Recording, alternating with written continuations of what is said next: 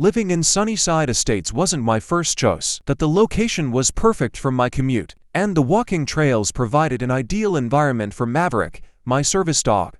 Maverick is a beautiful golden retriever who helps me manage my PTSD episodes after my military service overseas. He's incredibly well-trained, always wears his service vest when we're out, and follows commands perfectly. I know the Americans with disabilities act like the back of my hand. It's important when you rely on a service animal, but I never imagined I'd need to cite federal law to my HOA president. The first time I met Karen Whitfield, she was carrying a clipboard and wearing a skull that seemed permanently etched onto her face. She introduced herself as the president of the HOA, with a tone that suggested I should be impressed. "I don't believe I approved a dog in this community," she said with narrowed eyes, looking down at Maverick, who was sitting perfectly still beside me.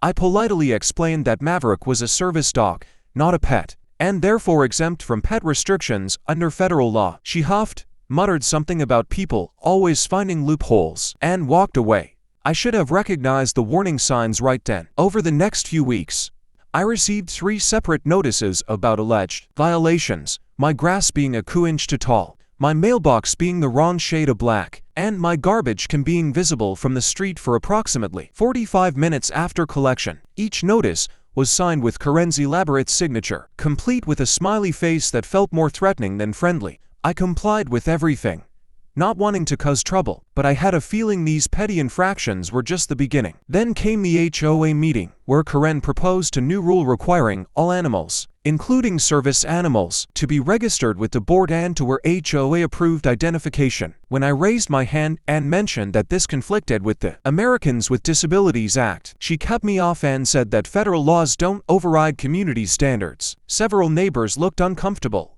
but no one spoke up. After the meeting, Karen approached me and whispered, "If you want to be difficult, I can be difficult too." Her breath smelled like coffee and intimidation. The following weekend, I was enjoying a peaceful morning on my front porch with Maverick resting at my feet. I was reading the newspaper when a shadow fell across my lawn. Karen stood there in her signature khaki shorts and polo shirt, holding a spray bottle. "Your dog is violating the new pet ordinance by not having proper HOA identification," she said loudly enough for my neighbors to hear. I calmly reminded her that Maverick was a service dog protected by federal law, and that the HOA couldn't legally require special identification. Besides, I added, that rule hadn't even been officially implemented yet. Her face turned an alarming shade of red. "I'm tired of you military types thinking you're above the rules," she spat, advancing toward my yard. "If you won't comply, I'll handle this myself." Before I could react, she aimed her spray bottle at Maverick and sprayed him directly in the face with some kind of liquid. Maverick yelped and backed away, pawing at his eyes. I immediately jumped up, moved between them, and demanded to know what was in the bottle. "Just a little vinegar and water solution," Karen said with a smirk. "It won't hurt him, but maybe now he'll learn to respect authority." I was absolutely livid, but years of military training had taught me to remain calm under pressure. I took Maverick inside, rinsed his eyes thoroughly, and made sure he was okay. The vinegar solution had irritated his eyes, but thankfully, there was no lasting damage. Once I was certain Maverick was comfortable, I called the police. 911, "What's your emergency?" the dispatcher asked. I reported the assault on my service dog, making sure to mention that interfering with a service animal is a federal offense. The dispatcher took my information and said officers would be dispatched immediately. 20 minutes later, 2 police officers arrived at my door. I explained the situation, showed them Maverick's service animal certification and training documentation, and pointed out Karen's house across the street. One officer stayed to take my detailed statement, while the other went to speak with Karen. From my window, I could see her gesturing wildly, her face contorted with indignation. The officer seemed unimpressed by her theatrics.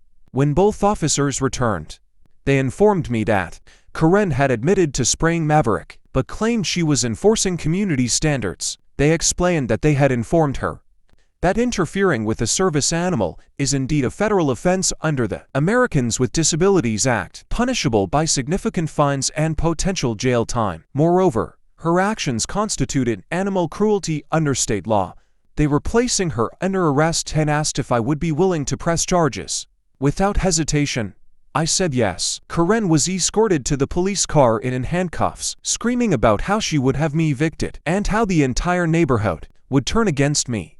Several neighbors had come outside to witness the commotion, and I heard one of them whisper, "She's finally gone too far." Another neighbor approached me afterward and apologized for not speaking up at the meeting. "We've all been intimidated by her for too long," she admitted, glancing at Maverick, who had recovered from his ordeal and was back to his calm, attentive self. The legal process moved surprisingly quickly. Karen was charged with interference with a service animal, animal cruelty, and harassment. Her initial court appearance was a spectacle. She arrived in designer clothes with an expensive lawyer, who looked increasingly uncomfortable as the evidence mounted against her. The judge was particularly stern when reviewing the case, noting that community rules never supersede federal law, especially when it comes to disability accommodations. While awaiting trial, an emergency HOA meeting was called. I attended with Maverick, and to my surprise, nearly every homeowner in the community showed up. The vice president of the board called for a vote of no confidence in Karen's leadership, citing her reckless actions that had exposed our community to legal liability. The vote was unanimous.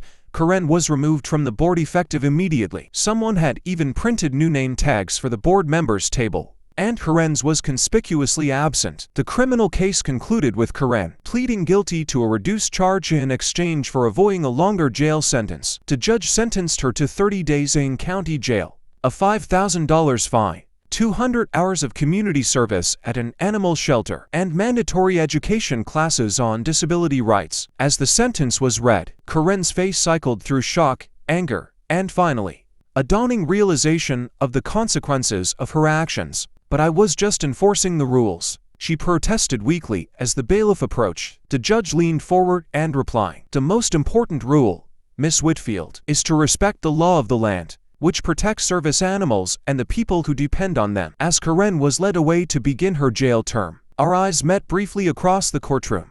The entitlement and superiority that had once defined her expression were gone, replaced by the humbled look of someone who had finally encountered a rule she couldn't bend or break. She mouthed something that might have been, "This isn't over," but we both knew it was. Maverick sat beside me, perfectly posed and attentive, the very image of the service dog professional he was. I reached down to scratch behind his ears, and he leaned into my hand, a small gesture of partnership that had weathered an unexpected storm and come out stronger on the other side.